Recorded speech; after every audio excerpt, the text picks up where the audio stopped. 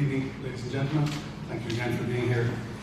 Today we're confirming to you that we have diagnosed an additional 402 new cases of COVID-19 in this country, bringing our total now to 3,849 cases. Sadly, I'm reporting there have been an additional 13 deaths, bringing the total of people who've lost their lives as a result of COVID-19 to 98.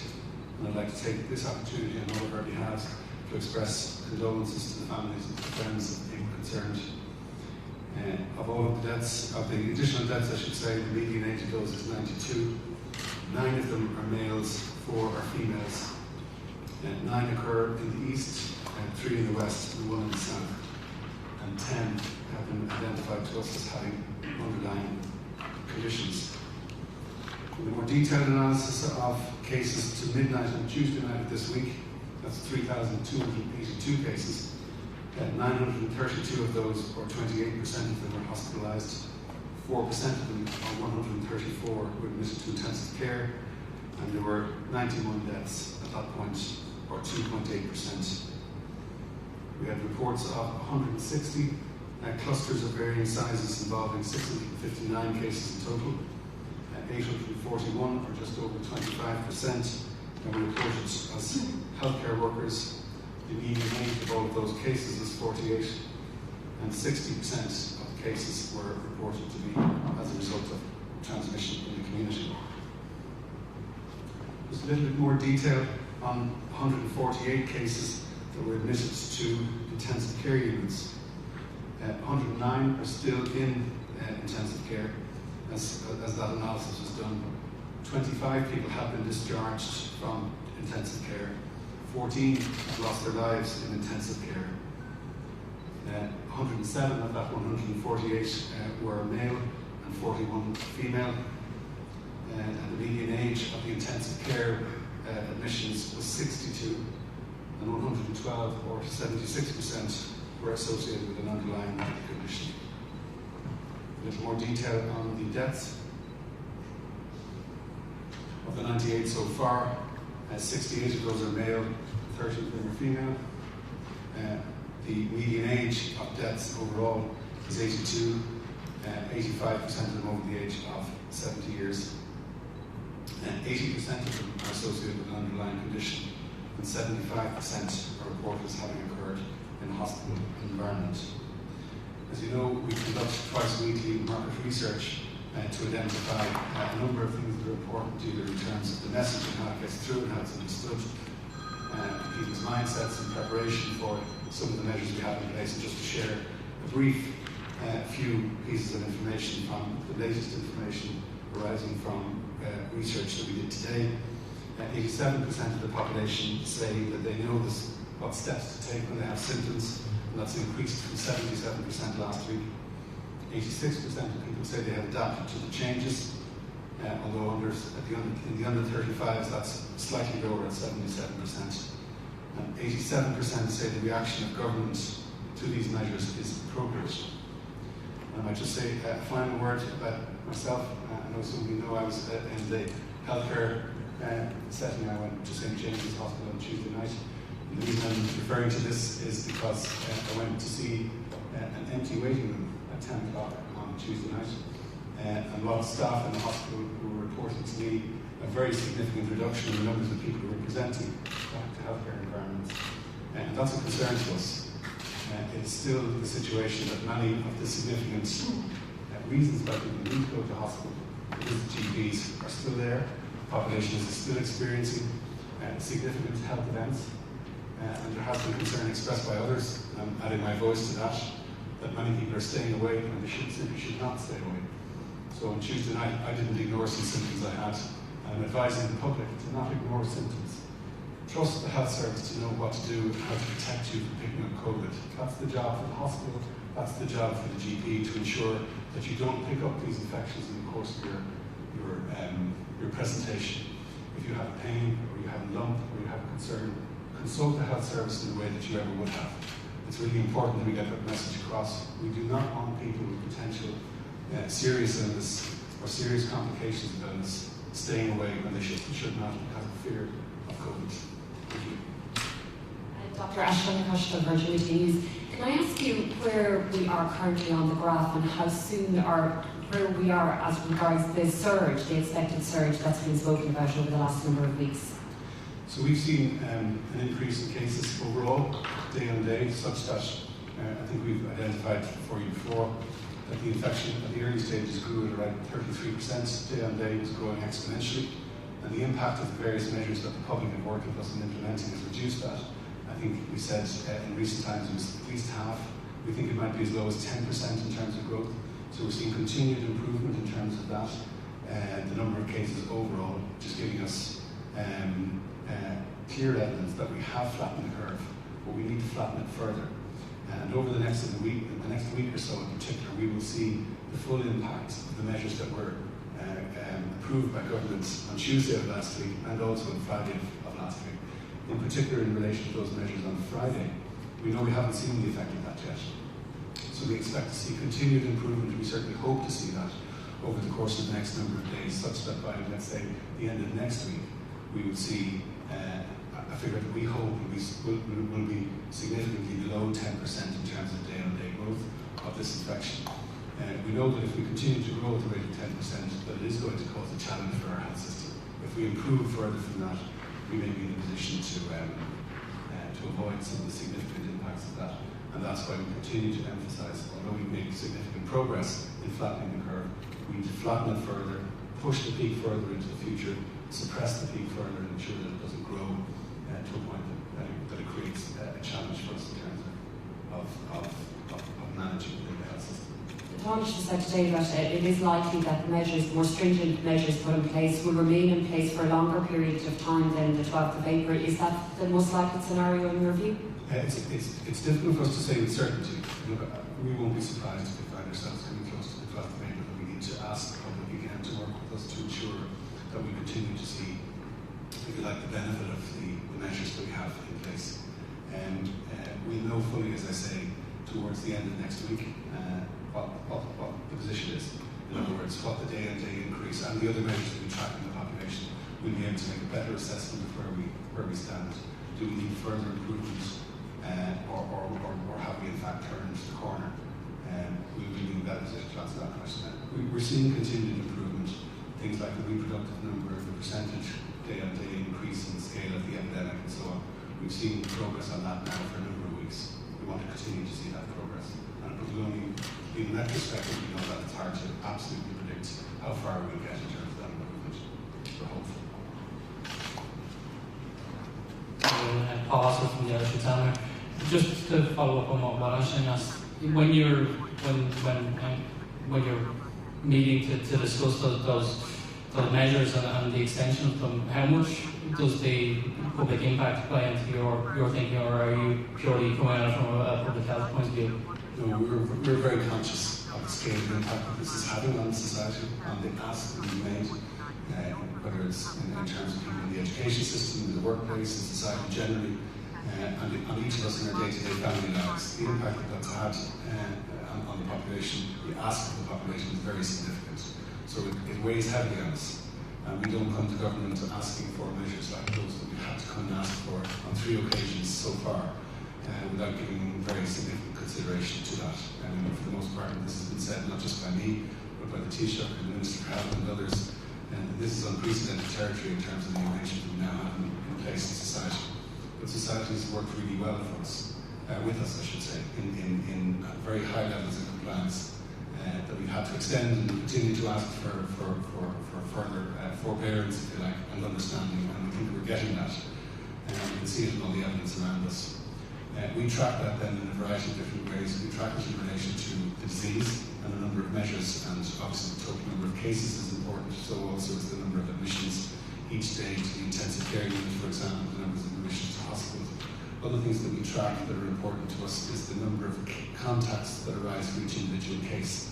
And we've seen a continuing fall in that, which gives us encouragement that this is a disease that for the most part, it's now down at 3, you've heard me saying that before. So on average, 3 contacts identified for each individual case, that's contact trace. And that means it's become much more of a household disease, a disease that you and your family are exposed to. In other words, the contact type that people have is much more in the household. than in the wider community, and that's encouraging. But we need to see that flow further, because if each person on average is to infect another 3 people, this infection is going to continue to grow. So that's why we recommend the measures that even when we ask for an individual case to self-isolate for 14 days that we ask for, and the contacts in that household to restrict their movements, we think it's important for people within the household to try to take measures to prevent them from passing this infection on from one to the other.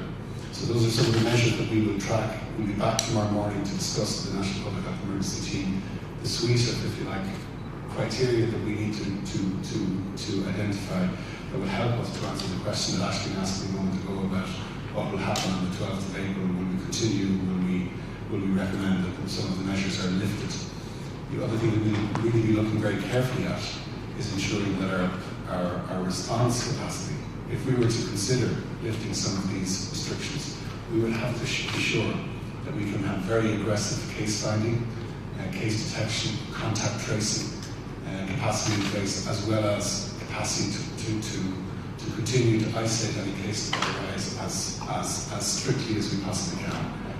We can't contemplate lifting measures like this until such time as we're absolutely certain, first of all, as I say, that the disease criteria have been met, but that our ability to identify any further cases should they arise, because the risk will not be eliminated of transmission of this infection within a couple of weeks. This infection is with the global community for well into the foreseeable future.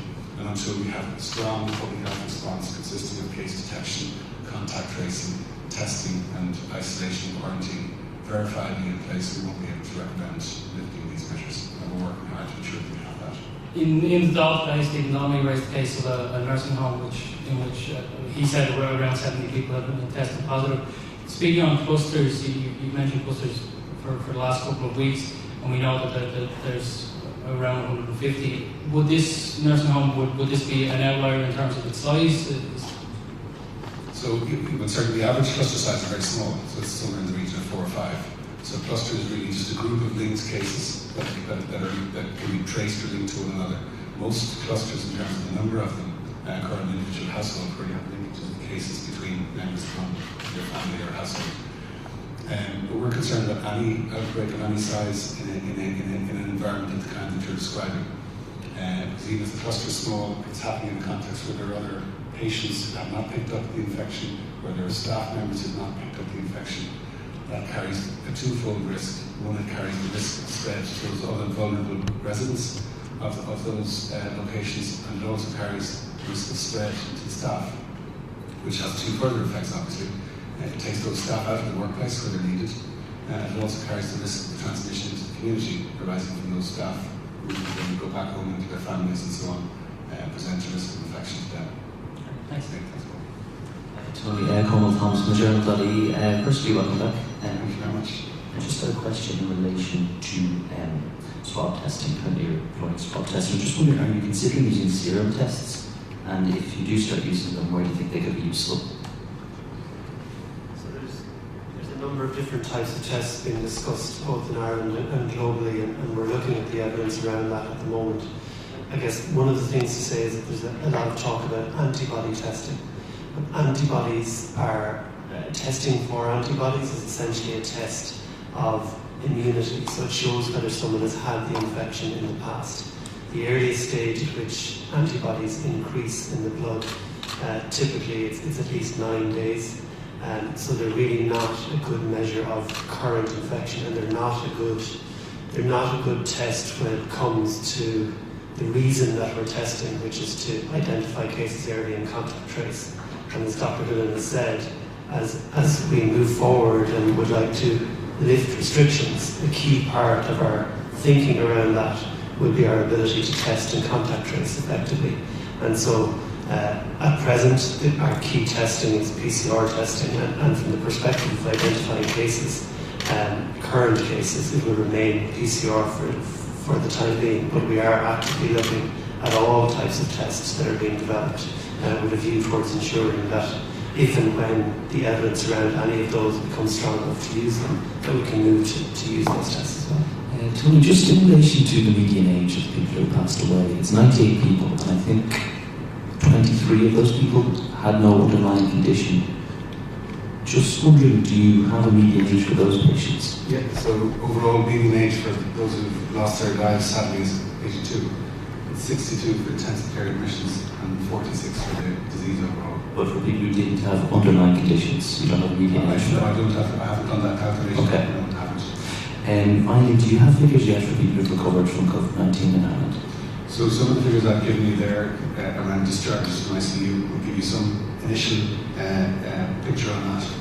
We're working with our modelling team. We hope to be in a position very shortly to have a much more comprehensive report that will capture recovery and those percentages. I know you've asked for a number of occasions, and we're very close to being able to provide a comprehensive update in relation to those. Are you concerned that if you release those figures too early, that it might give the public a kind of false sense of security? No, there's no motive like that. It's like we've always taken the approach, as we have the data, we share it, we try to explain it, we try to have people understand it and what it means. And we just have not fully finalised all the analysis that we need to, like for example, in terms of intensive care, the average length of stay in intensive care we think is likely to be lengthy. We don't have a calculation for that at this moment in time because it's only now in recent days that we've started to see some people, because admission to ICU has only been a phenomenon really in the last couple of weeks. So there hasn't been enough time, if you like, for enough people to have left the ICU environment and to be discharged from there for us to calculate a reliable length of stay. Those are the kinds of reasons that the information isn't being made available to you, as opposed to we have some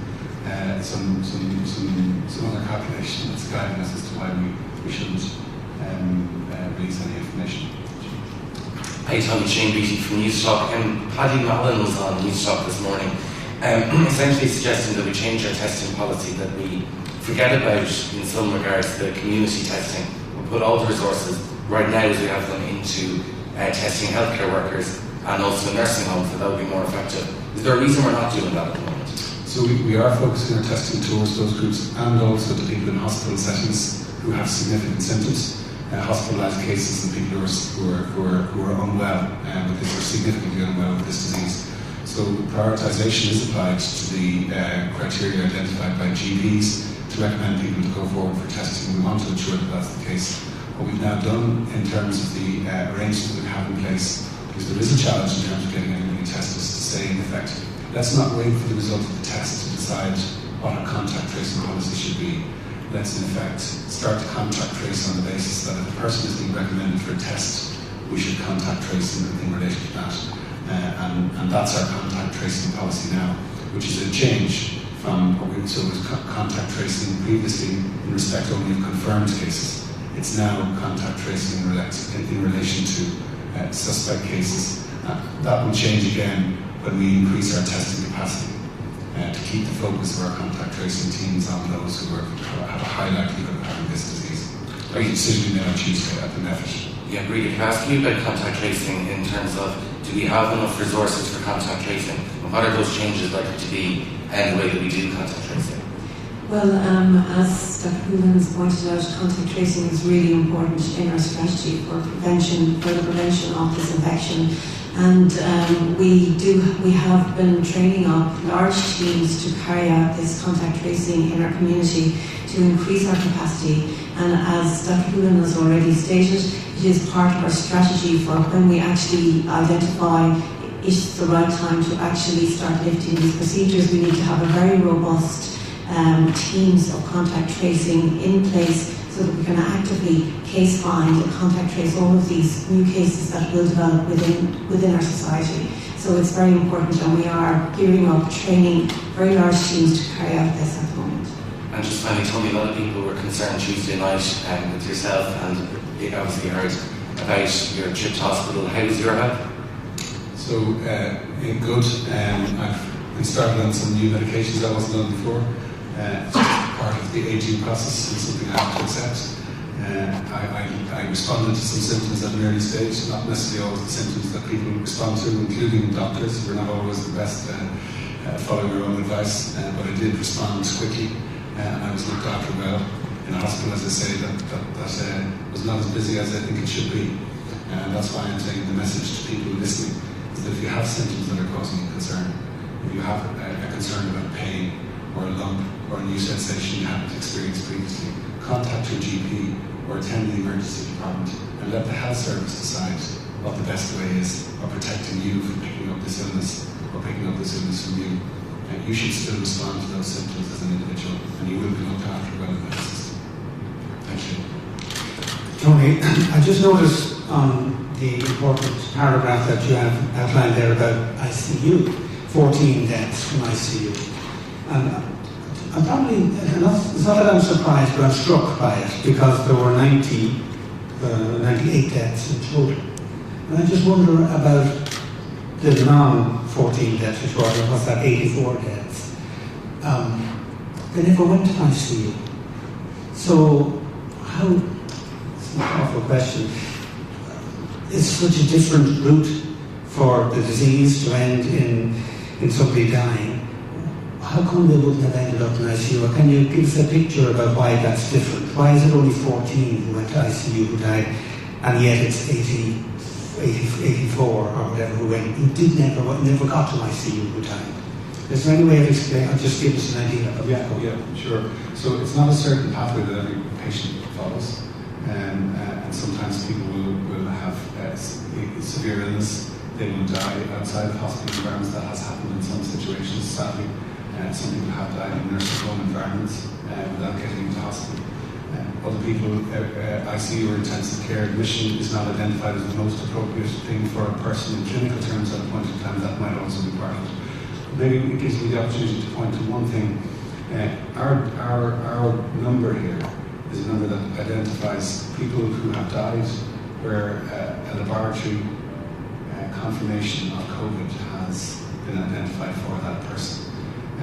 Irrespective of what role COVID would have played in the death of that particular individual. That is a variation, and I couldn't give you a comprehensive country by country account of that, but not every country reports its statistics in that way. So we report a death as being a COVID-related death in any circumstance in which a confirmation of COVID happens when a person has died. And we know that there will be some people in whom, let's say, COVID and the infection might have only played a very minor, if at all, role in the death of that particular individual. And we think that's the most comprehensive way of reporting deaths. It's in line with the WHO advice in relation to calculating and reporting on mortality. But not every country reports in that way. We have, as you may know, in terms of death certification, a primary cause of death and secondary causes of death. And some countries will only report a COVID death where it is the primary cause of death.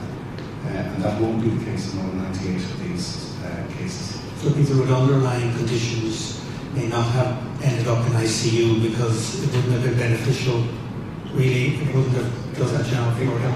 Exactly, and some of these people who may sadly already have had a significant illness where they were not likely to survive in any case, have picked up this infection and it is identified as lab confirmation. We're reporting that and being comprehensive about everything we're reporting in relation to deaths. Okay.